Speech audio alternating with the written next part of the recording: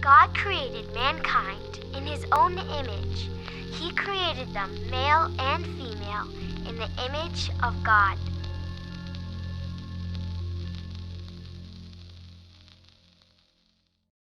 Like a set of new glasses that helps us see the world with greater clarity. Seeing people through God's eyes changes how we respond to them. From the formation of a child's first tiny cell to life's final breath, all life has dignity and value.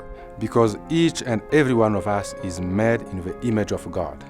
And that is why, when we talk about being pro-life, it's not just about a political issue.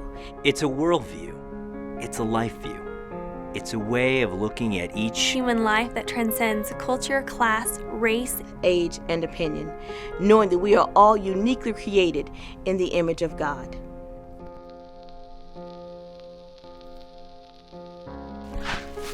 The sanctity of human life is deeply rooted in Scripture and modeled through the life of Jesus Christ, who said, "Whatever you did for the least of these brothers of mine, you did for me."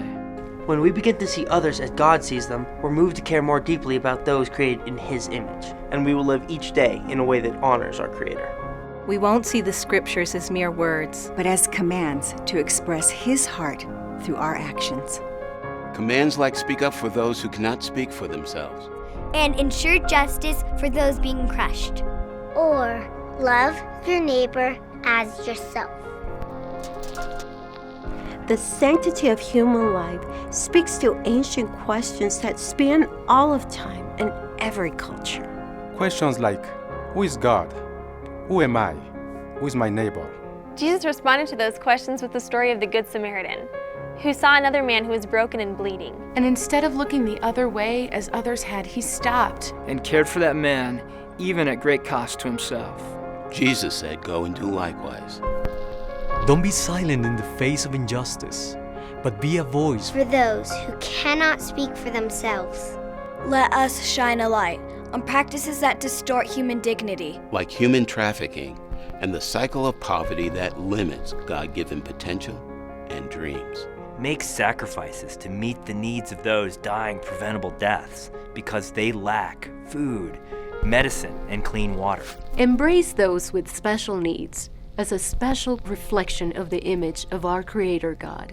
Let us see people as God sees them.